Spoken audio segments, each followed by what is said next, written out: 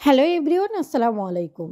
আজকে আমি আপনাদের তৈরি করে দেখাবো রেস্টুরেন্ট স্টাইলে এগ ফ্রাইড রাইস। তাহলে আর কথা না বাড়িয়ে চলুন দেখে নিই কীভাবে এগ ফ্রাইড রাইসটি তৈরি করতে হয়। প্রথমে আমি রাইসটা রান্না করে নিব। তার জন্য এখানে আমি 1 কাপ চিনি গুঁড়া চাল নিয়েছি। চালটা এখন আমি পরিষ্কার পানি দিয়ে খুব ভালো করে ধুয়ে নিব। এখন আমি চলে যাচ্ছি রাইসটা রান্না করার জন্য। তার জন্য চুলায় আমি একটা হাঁড়িতে বেশ খানিকটা পানি নিয়ে নিয়েছি। পানি গরম হয়ে আসলে এর মধ্যে দিয়ে দিচ্ছি 1 চা চামচ লবণ আর 2 টেবিল চামচ রান্নার রেগুলার তেল। তেল দিলে ফ্রাইড রাইসের ভাতটা অনেক বেশি ঝরঝরে হবে। পানিটা যখন ফুটে উঠতে শুরু করেছে তখন এর মধ্যে পোলাওর যে চালটা ধুয়ে রেখেছিলাম সেটা দিয়ে দিচ্ছি।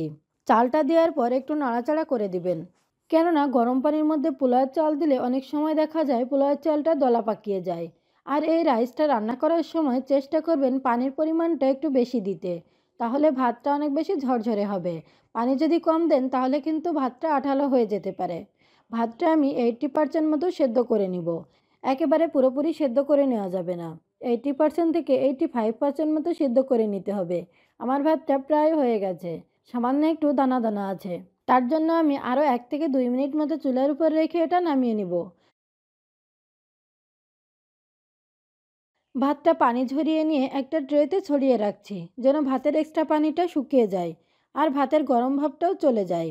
পুরোপুরি ঠান্ডা ভাত দিয়ে কিন্তু ফ্রাইড রাইস রান্না করতে হবে। গরম ভাত দিয়ে ফ্রাইড রাইস রান্না করলে কিন্তু ঝরঝরে হবে না।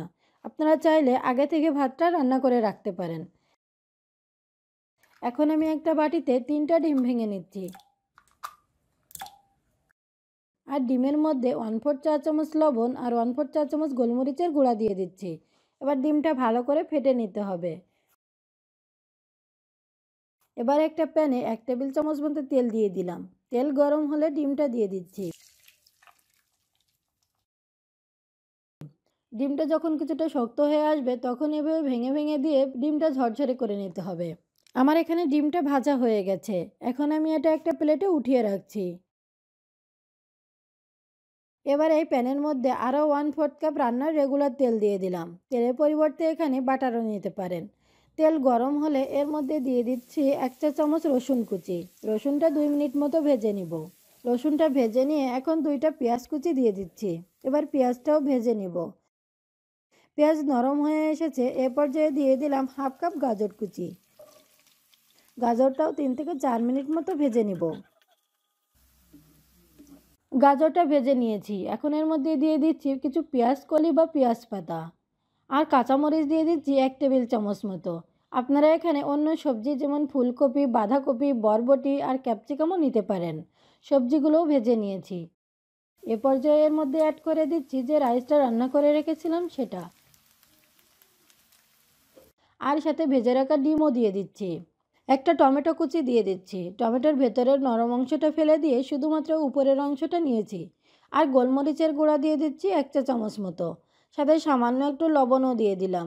সব কিছুতে যেহেতু লবণ দেওয়া আছে তাই লবণটা একটু বুঝে দিতে হবে। সব কিছু ভালো করে মিশিয়ে নিব। সব কিছু ভালো করে মিশিয়ে নিয়ে এখন এর মধ্যে দিয়ে দিচ্ছি 1 টেবিল চামচ মতো সয়া সস। চেষ্টা করবেন সয়া সসটা দিতে। সয়া সস দিলে ফ্রাইড রাইসের স্বাদ বহুগুণ বেড়ে যায়। আবারও সব কিছু একটু ভালো করে মিশিয়ে নিচ্ছি। এবার চুলার আঁচ একেবারে লোতে রেখে ঢাকনা দিয়ে ঢেকে দমে বসিয়ে রাখবো 5 মিনিটের জন্য। 5 মিনিট পর ফ্রাইড রাইসটা এখন রেডি হয়ে গেছে। এই যে দেখুন ফ্রাইড রাইসটা কতটা ঝরঝরে হয়েছে। রাতের ডিনার বা সকালের ব্রেকফাস্টে কিন্তু এভাবে ঝটপট এগ ফ্রাইড রাইসটা রান্না করে নিতে পারেন। আশা করছি আমাদের আজকের রেসিপিটা আপনাদের কাছে অনেক ভালো লেগেছে। ভালো লাগলে আমাদের চ্যানেলটা সাবস্ক্রাইব করে আমাদের পাশেই থাকবেন। সবাই ভালো থাকবেন। আল্লাহ হাফেজ।